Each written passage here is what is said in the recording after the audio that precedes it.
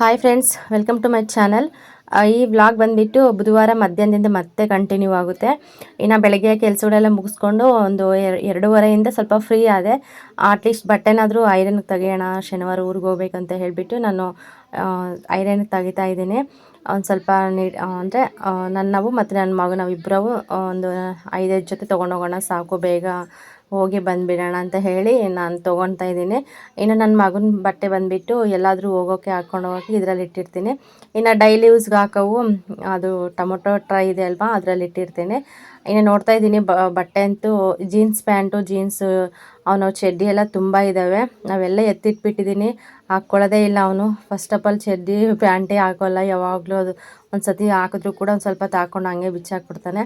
ಅದಕ್ಕೋಸ್ಕರ ಚೆನ್ನಾಗಿರೋವೆಲ್ಲ ಸೈಡ್ಗೆ ಎತ್ತಿಟ್ಟಿದ್ದೆ. ಅದಕ್ಕೆ ಇವಾಗ ಯಾವ್ಯಾವ ಬೇಕೋ ಅವ್ನಿಗೆ ಅವೆಲ್ಲ ಐರನ್ಗೆ ತೆಗಿತಾ ಇದ್ದೀನಿ. ಇನ್ನು ನಂದು ಕೂಡ ಸ್ವಲ್ಪ ಟಾಪ್ಸ್ ಅವೆಲ್ಲ ಐರನ್ ಮಾಡ್ಕೋಬೇಕಿತ್ತು, ಅವು ಕೂಡ ತೆಗಿಬೇಕು ಇವಾಗ. ಫಸ್ಟು ನನ್ನ ಮಗಂದೆಲ್ಲ ತೆಗಿತಾ ಇದ್ದೀನಿ. ಅಂದರೆ ಮಕ್ಕಳಂದಮೇಲೆ ಸ್ವಲ್ಪ ಜಾಸ್ತಿ ಬಟ್ಟೆನೇ ಬೇಕಾಗುತ್ತೆ. ಅಲ್ಲೆಲ್ಲ ಸುಮ್ಮನೆ ಮಣ್ಣಲ್ಲೆಲ್ಲ ಆಟ ಆಡೋದು ಹಂಗೆಲ್ಲ ಮಾಡ್ತಾ ಇರ್ತಾನಲ್ವ. ಏನಿಲ್ಲ ಅಂದ್ರೂ ಅವನವೇ ಒಂದು ದಿನಕ್ಕೆ 2 ಜೊತೆ 3 ಜೊತೆ ಚೇಂಜ್ ಮಾಡ್ತಾನೆ ಇರ್ತಾನೆ. ಅದಕ್ಕೋಸ್ಕರ ನೋಡ್ತಾ ಇದ್ದೀನಿ ಯಾವ್ಯಾವ ಆಗುತ್ತೆ ಡೈಲಿ ಯೂಸ್ಗೆ. ಇಲ್ಲೇ ಹಾಕೋ ಕೂಡ ತೊಗೊಂಡೆ ಒಂದು ಸ್ವಲ್ಪ ಏನಾರು ನೀಟಾಗಿ ಇಸ್ತ್ರಿ ಮಾಡಿಕೊಂಡ್ರೆ ಚೆನ್ನಾಗಿ ಕಾಣಿಸುತ್ತೆ ಅಂತ ಹೇಳಿ ಇರೋದ್ರೆಲ್ಲ ಅಡ್ಜಸ್ಟ್ ಮಾಡ್ಕೋಬೇಕು. ನಾನಂತೂ ಹಂಗೇ ಇತ್ತೀಚೆಗಂತೂ ತುಂಬಾ ನನಗೆ ಯೋಚನೆ ಆಗ್ತಾಯಿದೆ ನಿಜವಾಗ್ಲೂ. ಫಸ್ಟಿಗಂತೂ ನನಗೇನು ಅನ್ನಿಸ್ತಾ ಇರಲಿಲ್ಲ. ಸುಮ್ಮನೆ ಎಷ್ಟು ಬಟ್ಟೆ ತೊಗೊಂಡು ಬಟ್ಟೆ ಎಲ್ಲ ನನ್ನ ಮಗನಿಗೆ ಆಗದೆ ಇರೋವೆಲ್ಲ ಸುಮ್ಮನೆ ಬೇರೆಯವ್ರಿಗೆಲ್ಲ ಕೊಟ್ಬಿಟ್ಟಿದ್ದೀನಿ. ಜಾಸ್ತಿ ಬಟ್ಟೆ ತೊಗೊಳೋದು ಸುಮ್ಮನೆ ಒಂದು 4-5 ಟೈಮ್ ಹಾಕೋದು ಮತ್ತೆ ಆಗೋದಿಲ್ಲ ಅಂತ ಬೇರೆಯವ್ರಿಗೆ ಕೊಡೋದು, ಆ ಥರ ಮಾಡಿದ್ದೀನಿ. ಅದಕ್ಕೋಸ್ಕರ ಈ ಸತಿ ಏನೇ ಆಗಲಿ ಸ್ವಲ್ಪ ದೊಡ್ಡ ಸೈಜೇ ತೊಗೊಂಡು ಇಟ್ಕೊಂಡಿದ್ದೆ. ಅವನು ಇದು ಜಾಸ್ತಿ ಚಡ್ಡಿ ಬೇರೆ ಹಾಕಲ್ಲಲ್ವ, ಅದಕ್ಕೋಸ್ಕರ ಸ್ವಲ್ಪ ಅಂಗಿ ಆದರೂ ಅಂದರೆ ಶರ್ಟ್ ಆದಾಗಲಿ ಏನಾದಾಗಲಿ ಸ್ವಲ್ಪ ಲೆಂತಿಯಾಗಿದ್ದರೆ ನೋಡೋರಿಗೂ ಕೂಡ ಸ್ವಲ್ಪ ಏನು ಅನಿಸಲ್ಲ, ಮತ್ತು ಅಸಹ್ಯ ಪಟ್ಕೊಳ್ಳಲ್ಲ ಅನ್ನೋಗೋಸ್ಕರ ಅಷ್ಟೇ. ಅಂದರೆ ಆ ಮಕ್ಕಳಿಗೆ ಏನು ಆಗ್ತಿರುತ್ತೆ ಅನ್ನೋದು ಕೂಡ ಅದು ನಮಗೆ ಗೊತ್ತಿರುತ್ತೆ, ಏನಕ್ಕೆ ಹಾಕೋದಿಲ್ಲ ಅಂತ ಹೇಳಿ. ಅವನು ತುಂಬ ಹೀಟ್ ಇದ್ದಾನೆ, ಸಖತ್ತು ಹೀಟ್ ಇದ್ದಾನೆ ಅವನು. ಯಾವಾಗಲೂ ಕೂಡ ಅವನು ಮೋಷನ್ ಮಾಡೋತ್ರ ಕೂಡ ತುಂಬ ರ್ಯಾಷಸ್ ಆಗ್ತಾ ಇರುತ್ತೆ. ಅದಕ್ಕೋಸ್ಕರ ಸ್ವಲ್ಪ ನಾವು ಬಿಟ್ಬಿಡ್ತೀವಿ, ಜಾಸ್ತಿ ಫೋರ್ಸ್ ಮಾಡೋಕ್ಕೆ ಕೂಡ ಹೋಗಲ್ಲ. ಇನ್ನು ದೊಡ್ಡನಾದರೆ ಅವನ್ನ ಕಲ್ತ್ಕೊತಾನೆ. ಇವಾಗ ಇರಲಿ, ಸ್ವಲ್ಪ ಎಲ್ಲಾದರೂ ಹೋದಾಗ ಬಂದಾಗ ಮಾತ್ರ ಕಂಪಲ್ಸರಿ ಅವನಿಗೆ ಚಡ್ಡಿ ಬೇಕೇ ಬೇಕು, ಅವನೇ ಕೇಳಿಬಿಡ್ತಾನೆ. ಇನ್ನು ನನ್ನ ಮಗಂದು ಕೂಡ ಎಲ್ಲ ಸೈಡ್ಗೆ ಎತ್ತಿಟ್ಟೆ, ಎಲ್ಲ ತೊಗೊಂಡೋಗವೆಲ್ಲ. ಇವಾಗ ನನ್ನವೆಲ್ಲ ತೊಗೊತಾ ಇದ್ದೀನಿ. ಏನಿಲ್ಲ, ಇರೋದ್ರಲ್ಲೇ ಸ್ವಲ್ಪ ನೀಟಾಗಿ ಐರನ್ ಮಾಡಿಕೊಂಡು ತೊಗೊಂಡೋಗೋಣ ಅಂತ ಹೇಳಿ. ನಾನು ಕೂಡ ಇತ್ತೀಚೆಗೆ ಏನು ಬಟ್ಟೆಯನ್ನು ತೆಗಿಯೋಕ್ಕೆ ಹೋಗಿಲ್ಲ. ಇನ್ನು ಯಾವಾಗಲೂ ಮನೆಯಲ್ಲಿದ್ದಾಗೆಲ್ಲ ನೈಟೀಸ್ ಹಾಕ್ತೀನಲ್ಲ, ಅದಕ್ಕೋಸ್ಕರ ಜಾಸ್ತಿ ಬಟ್ಟೆದೇ ನನಗೆ ಹೊಡ್ತಾ ಬರಲ್ಲ. ಇನ್ನು ಅಲ್ಲಿ ಅಷ್ಟೇ, ಅತ್ತೆ ಮನೆಯಲ್ಲೂ ಅಷ್ಟೇ, ಅಲ್ಲಿಗೆ ಹೋದ್ರೂ ನೈಟಿನ ನಾನು ಯೂಸ್ ಮಾಡೋದು. ಜಾಸ್ತಿ ಏನು ಡ್ರೆಸ್ಸಲ್ಲೆಲ್ಲ ಇರಲ್ಲ. ಇನ್ನು ಮನೇಲಿ ಏನಾದರೂ ಕೆಲಸ ಮಾಡಲೇಬೇಕಾಗುತ್ತಲ್ಲ, ಅಲ್ಲಿ ಕೂಡ ಅಷ್ಟೇ. ಅಲ್ಲಿ ಹೋದ್ರೂ ಕೆಲಸ ಇದ್ದೇ ಇರುತ್ತಲ್ಲ, ಮನೆ ಕೆಲಸ ಮಾಡಲೇಬೇಕಾಗುತ್ತೆ. ಅದಕ್ಕೋಸ್ಕರ ನನಗೆ ಡ್ರೆಸ್ಸೆಲ್ಲ ಹಾಕ್ಕೊಂಡು ಕೆಲಸ ಮಾಡೋಕ್ಕೆ ಕೂಡ ಆಗೋಲ್ಲ. ಇನ್ನು ಹೊಲದಲ್ಲೆಲ್ಲ ಹೋಗ್ತಾ ಇರ್ತೀವಿ, ಅಂದರೆ ತೋಟದಲ್ಲೆಲ್ಲ ಹೋಗ್ತಾ ಇರ್ತೀವಿ, ಓಡಾಡ್ತಾ ಇರ್ತೀವಿ. ಅಷ್ಟೊಂದು ಕಂಫರ್ಟಬಲ್ ಅನಿಸಲ್ಲ ನಂಗೆ ಡ್ರೆಸ್ಸುಗಳೆಲ್ಲ. ಅದಕ್ಕೋಸ್ಕರ ಅಲ್ಲಿ ಕೂಡ ನಾನು ನೈಟಿನೇ ಜಾಸ್ತಿ ಯೂಸ್ ಮಾಡೋದು, ಮನೆಯಲ್ಲಿದ್ದರೆ ಮಾತ್ರ. ಇನ್ನು ಎಲ್ಲಾದರೂ ದೇವಸ್ಥಾನಕ್ಕೆ ಮತ್ತು ಬೇರೆ ಊರಿಗೆಲ್ಲ ಹೋದರೆ ಇನ್ನು ಡ್ರೆಸ್ ಹಾಕ್ಕೊತೀನಿ ಅಷ್ಟೇ. ಅದಕ್ಕೆ ಒಂದು 3-4 ನೈಟಿ ತೊಗೊಂಡು ಹೋಗೋಣ ಒಳ್ಳೆವು ಅಂತ ಹೇಳ್ಬಿಟ್ಟು ಅವನ್ನು ಕೂಡ ಸರಿ ಇಡ್ತಾಯಿದ್ದೀನಿ ನೀಟಾಗೆ. ಮತ್ತು ಒಂದು 5 ಏನೋ ಟಾಪೆಲ್ಲ ಇಟ್ಕೊಂಡೆ, ಲೆಗ್ಗಿನ್ಸು ಟಾಪು ಅವೆಲ್ಲ ಇಟ್ಕೊಂಡೆ. ನಾನು ಏನಂದರೆ ನಾನು ತುಂಬ ಖುಷಿಯಿಂದ ಎಲ್ಲ ಬಟ್ಟೆ ಎಲ್ಲ ಪ್ಯಾಕ್ ಮಾಡ್ತಾ, ಅಂದರೆ ಐರನ್ ಮಾಡೋಣ ಅಂತ ಹೇಳಿ ಎಲ್ಲ ತೆಗೆದು ಇಟ್ಬಿಟ್ಟೆ ಕಡೆಗೆ. ಇನ್ನು ಏನೋ ಅಂತಾರಲ್ಲ, ನಾವೊಂದು ಅಂದ್ಕೊಂಡ್ರೆ ದೈವ ಒಂದು ಮಾಡುತ್ತೆ ಅಂತ ಹೇಳ್ಬಿಟ್ಟು ಆ ಥರನೇ ಆಯಿತು ನನಗೆ. ಸಂಜೆವರೆಗೂ ಏನು ಅನ್ನಿಸ್ಲಿಲ್ಲ, ಆರಾಮ್ಸೆ ನಾನು ಊರಿಗೆ ಹೋಗ್ತೀನಿ ಅಂತ ತುಂಬ ಖುಷಿಯಿಂದ ನಾನು ಎಲ್ಲ ರೆಡಿ ಮಾಡಿಕೊಂಡು ಎಲ್ಲ ಪ್ಯಾಕ್ ಮಾಡೋಣ ಅಂತೇಳಿ ಒಟ್ಟು ಏನೇನು ಬೇಕೋ ಐಟಮ್ ಎಲ್ಲ ನಾನು ಎಲ್ಲ ನೀಟಾಗಿ ಜೋಡಿಸಿ ಇಟ್ಟಿದ್ದೆ. ಬಟ್ ಐರನ್ ಮಾಡೋಣ ಅಂದರೆ ಕರೆಂಟೇ ಇರಲಿಲ್ಲ ಅವತ್ತು. ಇದು ಏನನ್ನೋದೇ ಗೊತ್ತಿಲ್ಲ. ಎಷ್ಟೊತ್ತು ಒಂದು 10:30 ಹೋಗಿರೋ ಕರೆಂಟ್ ಬರುತ್ತೆ, ಇವಾಗ ಬರುತ್ತೆ ಅವಾಗ ಬರುತ್ತೆ ಅಂತ ವೇಟ್ ಮಾಡ್ತಾ ಇದ್ದೆ. ಇನ್ನು ಕರೆಂಟ್ ಇಸ್ತ್ರಿ ಪೆಟ್ಟಿಗೆಲೆಲ್ಲ ಇಸ್ತ್ರಿ ಮಾಡೋದು, ಅಷ್ಟರೊಳಗೆ ಕರೆಂಟ್ ಬರೋಷ್ಟೊತ್ತಿಗೆ ನಾನೆಲ್ಲ ತೆಗೆದಿಟ್ಕೊಂಡ್ರೆ ನಮ್ಗೆ ಈಸಿ ಆಗುತ್ತೆ, ಮಾಡ್ಕೊಂಡೆಲ್ಲ ಫೋಲ್ಡ್ ಮಾಡಿ ಬ್ಯಾಗಲ್ಲಿ ಇಟ್ಕೊಬೋದು ಅಂತ ನಾನು ಹಂಗೆ ಅಂದ್ಕೊಂಡೆ. ಕರೆಂಟೇ ಬರಲಿಲ್ಲ ಹೇಳ್ಬೇಕಂದ್ರೆ. ಬಿಡಿನ ಟೈಮ್ ಇದೆ ಅಲ್ವ, ನಾಳೆ ನಾಡಿದ್ದು, ಅಷ್ಟರೊಳಗೆ ಎಲ್ಲ ನೀಟಾಗಿ ಐರನ್ ಮಾಡಿಕೊಂಡು ಇಟ್ಕೊಂಡು ಪ್ಯಾಕ್ ಮಾಡೋಣ, ಇನ್ನೇನು ಪ್ಯಾಕಿಂಗ್ ಏನೋ ಶುರು ಆಗುತ್ತೆ ಅಂತ ಹೇಳಿ ನಾನು ಆ ಥರ ಅಂದ್ಕೊಂಡೆ. ಇನ್ನು ಸಂಜೆ ಕೂಡ ಆಯಿತು, ಸಾಯಂಕಾಲ ಆಗ್ತಾ. ಇನ್ನು ನನ್ನ ಮಗ ಕೂಡ ಆಟ ಆಡ್ತಾ ಇದ್ದ, ನೋಡ್ತಾ ಇರ್ಬೋದು. ಈ ಥರ ಆಟ ಆಡ್ತಾ ಇರ್ತಾನೆ. ನೀರು ತೊಗೊಳ್ಳೋದು, ನೀರೆಲ್ಲ ಹಾಕೋದು, ಆ ಕೆಸರೆಲ್ಲ ತೊಗೊಳ್ಳೋದು, ಹಂಗೆ ಇದು ಮಾಡ್ತಾ ಇರ್ತಾನೆ. ಹೇಳ್ಬೇಕಂದ್ರೆ ಮಕ್ಕಳು ಮಣ್ಣಲ್ಲಿ ಆಟಾಡಬೇಕು, ಒಳ್ಳೆಯದು ಮಣ್ಣಲ್ಲೆಲ್ಲ ಆಟ ಆಡೋದು. ಅಂದರೆ ಸ್ವಲ್ಪ ಹುಷಾರಾಗಿ ನೋಡ್ಕೋಬೇಕಷ್ಟೇ ನಾವು. ಮತ್ತು ಮಿಸ್ಸಾಗಿ ಸ್ವಲ್ಪ ತಿನ್ನೋರು ಇರ್ತಾರೆ, ಮತ್ತು ಆಟಾಡೋರು ಇರ್ತಾರೆ. ಇವಾಗ ನನ್ನ ಮಗ ಏನು ತಿನ್ನೋದಿಲ್ಲ. ಫಸ್ಟಿಗೆ ಸ್ಟಾರ್ಟಿಂಗಲ್ಲಿ ತಿಂತಾ ಇದ್ದ ಅವನು ಕೂಡ ಮಣ್ಣು. ತುಂಬ ತಿಂತಾ ಇದ್ದ. ನಮಗೆ ಅಂತೂ ಕಾಯ್ಕೊಂಡಿರೋಕ್ಕೆ ಸಾಕಾಗ್ತಿತ್ತು. ಇನ್ನು ಇತ್ತೀಚೆಗಂತೂ ತಿನ್ನೋದಿಲ್ಲ, ಸುಮ್ಮನೆ ಆಟ ಆಡ್ತಾ ಇರ್ತಾನೆ. ನೋಡಿದ್ವಿ, ಒಂದು 4-5 ಸತಿ ಅಬ್ಸರ್ವ್ ಮಾಡಿದ್ವಿ, ತಿನ್ನೋ ಥರ ಕಾಣಿಸ್ಲಿಲ್ಲ. ಅದಕ್ಕೆ ಫ್ರೀಯಾಗಿ ಬಿಟ್ಬಿಟ್ಟಿದ್ವಿ, ಮಣ್ಣಲ್ಲೆಲ್ಲ ಆಟ ಆಡಲಿ, ಏನೂ ಇದಿಲ್ಲ ಅಂತೇಳ್ಬಿಟ್ಟು. ಹೇಳ್ಬೇಕಂದ್ರೆ ಮಕ್ಕಳು ಚೆನ್ನಾಗಿ ಆಟ ಆಡಬೇಕು, ಮಣ್ಣಲ್ಲೇ ಆಡಬೇಕು, ನೀರಲ್ಲಿ ಆಡಬೇಕು, ಪ್ರತಿಯೊಂದರಲ್ಲೂ ಕೂಡ ಮಕ್ಕಳು ಆಟ ಆಡಲೇಬೇಕು. ಅದಕ್ಕೆ ಬಿಟ್ಟಿದ್ದೀವಿ. ಇನ್ನು ಒಬ್ಬನೇ ಅಲ್ವಾ, ಯಾರೂ ಮಕ್ಕಳಿಲ್ಲ ಅವನ ಜೊತೆಗೆ ಆಟ ಆಡೋದಕ್ಕೆ. ಇನ್ನು ಅವನೊಬ್ಬನೇ ಅಲ್ವಾ, ಅವ್ನಿಗೆ ಯಾವ ಥರ ಇಷ್ಟ ಬರುತ್ತೆ ಆ ಥರ ಆಟ ಆಡಲಿ, ಸ್ವಲ್ಪ ನಾವು ಹುಷಾರಾಗಿ ನೋಡ್ಕೊಳ್ಳೋಣ ಅಂತ ಹೇಳಿ ಬಿಟ್ಬಿಡ್ತೀನಿ. ಇನ್ನು ಸಂಜೆ ಕೂಡ ಆಯಿತು. ಬೆಳಗ್ಗೆ ಸ್ವಲ್ಪ ಉಪ್ಪಿಟ್ಟು ಮಾಡಿದ್ನಲ್ವ, ಅದಕ್ಕೋಸ್ಕರ ಇವಾಗ ಸ್ವಲ್ಪ ಮುದ್ದೆ ಮಾಡ್ಕೊಳ್ಳೋಣ ಅಂತ ಹೇಳಿ ಬದನೆಕಾಯಿ, ಟೊಮೊಟೊ ಹಣ್ಣು ಅವೆಲ್ಲ ಇದ್ದು ಸ್ವಲ್ಪ ಸುಟ್ಕೊತಾ ಇದ್ದೀನಿ, ನೀಟಾಗಿ ಕಿವುಚ್ಬಿಟ್ಟು ಬಿಸಿ ಮುದ್ದೆ ಮಾಡೋಣ ಅಂತ ಹೇಳಿ. ಎಲ್ಲ ಅಡುಗೆ ಎಲ್ಲ ರೆಡಿ ಆಯಿತು. ಆದರೂ ಕೂಡ ತಿನ್ನೋಕ್ಕೆ ನಮಗೆ ಇದಿಲ್ಲ. ಇನ್ನು ಅಷ್ಟರಲ್ಲಿ ನಮ್ಮೂರಿಂದ ಫೋನ್ ಬಂತು, ನಮ್ಮ ಮನೆಯವರಿಗೆ ಸ್ವಲ್ಪ ತುಂಬ ಹುಷಾರಿಲ್ಲ ಅಂತ ಹೇಳಿ. ಆ ಗಾಬರಿಯಲ್ಲಿ ಚಿಕ್ಕಮ್ಮ ಅವರು ಯಾರು, ನಮ್ಮ ಅಣ್ಣ, ನಮ್ಮ ಅತ್ತೆ ಯಾರೇ ಆಗಲಿ ಯಾರೂ ಕೂಡ ಊಟ ಮಾಡಲಿಲ್ಲ. ಎಲ್ಲರೂ ಕೂಡ ಅದೇ ಒಂದು ಟೆನ್ಷನ್ನಲ್ಲಿ ನಾವು ಎಲ್ಲರೂ ಬಟ್ಟೆ ಗಿಟ್ಟೆ ಎಲ್ಲ ಪ್ಯಾಕ್ ಮಾಡಿಕೊಂಡು ಒಂದು ಟೆಂಪೋ ಮಾಡಿಕೊಂಡು ನಾವು ಚಳ್ಳಕೆರೆಗೆ ಹೊರಟ್ಬಿಟ್ವಿ. ನಮ್ಮ ಮನೆಯವ್ರನ್ನ ನಮ್ಮ ತಮ್ಮ ಹೋಗ್ಬಿಟ್ಟು ಕಾರ್ ಮಾಡ್ಕೊಂಡು ಹೋಗಿ ನಮ್ಮ ಮನೆಯವ್ರನ್ನ ನನ್ನ ತಮ್ಮ ಕರ್ಕೊಬಂದ ಚಳ್ಳಕೆರೆಗೆ. ತುಂಬ ಹುಷಾರಿರಲಿಲ್ಲ ಅವ್ರಿಗೆ. ಸಡನ್ನಾಗಿ ಯಾರೇ ಆಗಲಿ ಹೆಲ್ತ್ ಪ್ರಾಬ್ಲಮ್ ಆದಾಗ ಜಾಸ್ತಿ ಕೇರ್ಲೆಸ್ ಮಾಡಬಾರ್ದು. ನಿಜವಾಗ್ಲೂ ನಮ್ಮ ಮನೆಯವರಂತೂ ಒಂದು ವಾರದಿಂದ ತುಂಬ ನೆರಳಾಡ್ಬಿಟ್ಟಿದ್ದಾರೆ. ತೋಟದಲ್ಲಿ ಯಾರ್ಯಾರು ನೀನು ಅನ್ನೋರು ಇರಲ್ಲ, ನಾನು ಅನ್ನೋರು ಇರಲ್ಲ, ಅಷ್ಟು ಇದು ಒಬ್ಬರೇ ಇರ್ತಾರೆ. ಔಷಧಿ ಅಂದ್ರೆ ಸಖತ್ತು ಔಷಧಿ ಬಿದ್ದುಬಿಟ್ಟಿದ್ದಾರೆ. ಒಂದು ವಾರದಿಂದ ಅವರೇ ನೋವು ತಿಂದಿದ್ದಾರೆ, ಯಾರಿಗೂ ಹೇಳೋದು ಬೇಡ ಅಂತ ಹೇಳಿ. ಮತ್ತು ಈ ವ್ಲಾಗ್ ಬಂದುಬಿಟ್ಟು ಮತ್ತೆ ಗುರುವಾರ ಬೆಳಗ್ಗೆಯಿಂದ ಮತ್ತೆ ಸ್ಟಾರ್ಟ್ ಆಗುತ್ತೆ. ಬುಧವಾರ ನೈಟ್ ಅಂತೂ ನಾವು ಬರೋಷ್ಟೊತ್ತಿಗೆ ಮನೆಗೆ ರಾತ್ರಿ 1:30-2 ಗಂಟೆ ಹತ್ತತ್ರ ಆಗಿತ್ತು ಟೈಮು. ಒಬ್ರಿಗೂ ಕೂಡ ನಿದ್ದೆ ಇಲ್ಲ. ಇನ್ನು ಹೋಗ್ಬಿಟ್ಟು ಅಲ್ಲಿ ಹಾಸ್ಪಿಟಲೆಲ್ಲ ಸ್ವಲ್ಪ ಅವ್ರಿಗೆ ಏನು ಹುಷಾರಿಲ್ಲ ಅದೆಲ್ಲ ಕ್ಲಿಯರ್ ಮಾಡಿಕೊಂಡು ಮತ್ತೆ ವಾಪಸ್ ಬಂದು ಮಲ್ಕೊಂಡು ಸ್ವಲ್ಪ ಎದ್ದೇಳೋಷ್ಟೊತ್ತು ಕೂಡ ತುಂಬ ಲೇಟ್ ಆಯಿತು. ಇನ್ನು ಅಂಗಡಿ ಕೂಡ ನಾನು ಬಾಗಿಲು ತೆಗ್ದಿರಲಿಲ್ಲ. ಇನ್ನು ಐಟಮ್ ಕೂಡ ಏನೂ ಇರಲಿಲ್ಲ, ಸುಮ್ಮನೆ ಏನು ತೆಗಿದೆ ಅಂತ ಹೇಳಿ. ಇನ್ನು ಚಿಕ್ಕಮ್ಮವರೆಲ್ಲ ಕೂಡ ಎಲ್ಲರೂ ಸುಮ್ಮನೆ ಗಾಬರಿಯಿಂದ ಎಲ್ಲರೂ ಕೂಡ ಹೋಗಿದ್ವಿ ನೈಟು. ಇನ್ನು ಕೂತ್ಕೊಂಡು ಮಾತಾಡ್ತಾ ಇದ್ದಾರೆ ಟೀ ಕುಡ್ಕೊಂಡು.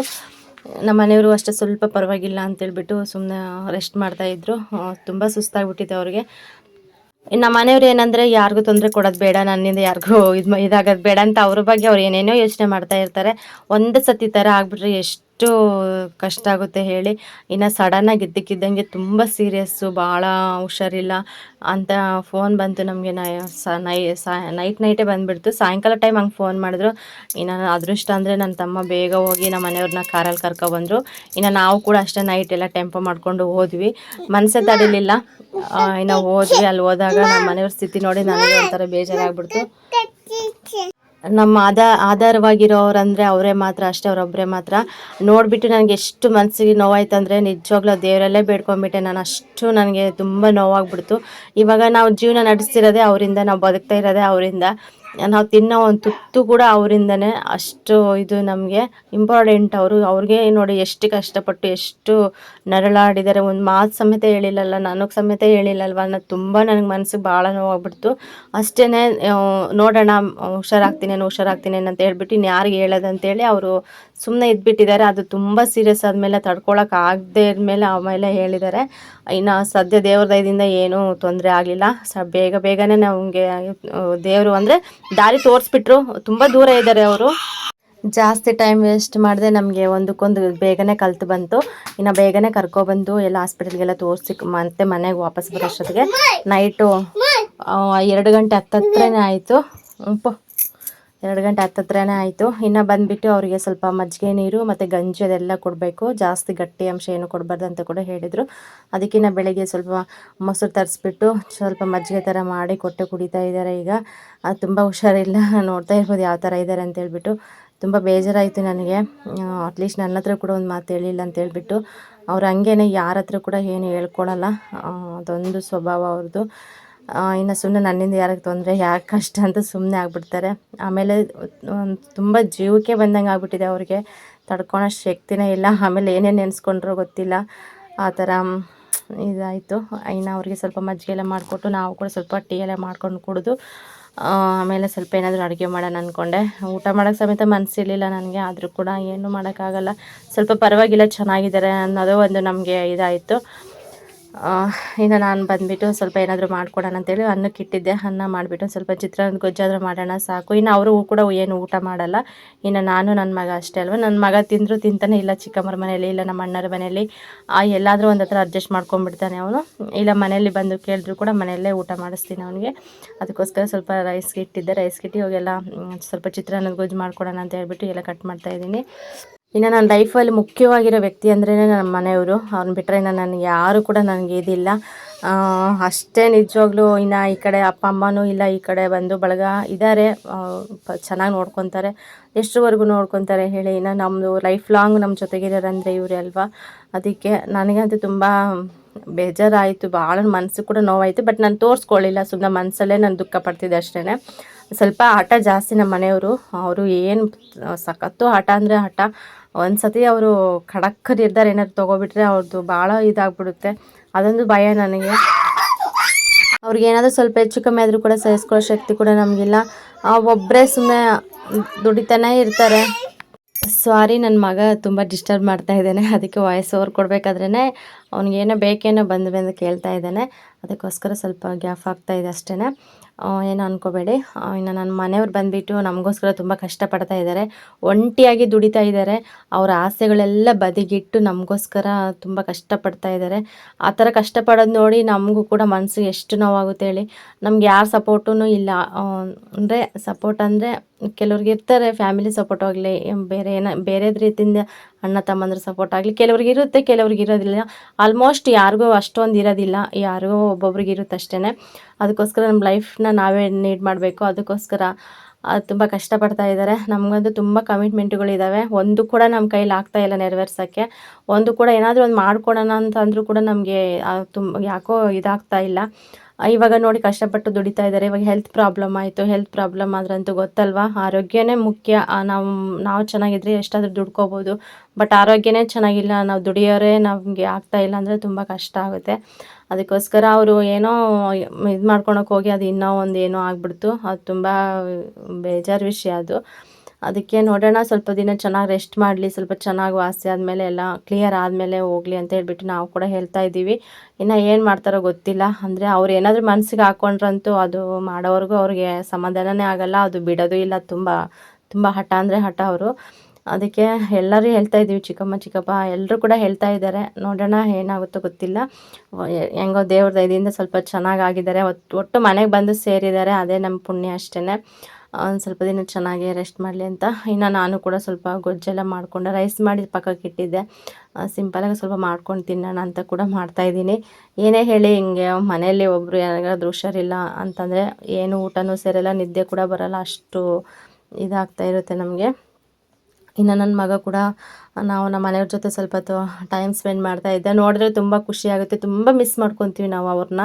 ಎಷ್ಟು ಮಿಸ್ ಮಾಡ್ಕೊತೀವಿ ಅಂದರೆ ಒಂದು ತಿಂಗಳಲ್ಲಿ ಬಂದರೆ ಇನ್ನು ಬರೋದೇ 2 ತಿಂಗಳು 3 ತಿಂಗಳು ಆಗುತ್ತೆ. ಇನ್ನು ನನ್ನ ಮಗನೂ ಅಷ್ಟೇ ತುಂಬ ಮಿಸ್ ಮಾಡ್ಕೊತಾ ಇದ್ದ. ಇನ್ನು ಬಂದಿದ್ದ ತಕ್ಷಣ ಅವನಿಗೂ ಕೂಡ ಫುಲ್ಲು ಖುಷಿ. ನನ್ನ ಮಗನೂ ಕೂಡ ನೈಟ್ ಕರ್ಕೊಂಡು ಹೋಗಿದ್ವಿ. ನಮ್ಮ ಮನೆಯವ್ರಷ್ಟೇ ಅವ್ನ ಮಗನ ಮುಖ ನೋಡಿಬಿಟ್ಟು ಅವ್ರು ತುಂಬ ಫೀಲ್ ಮಾಡ್ಕೊಬಿಟ್ರು.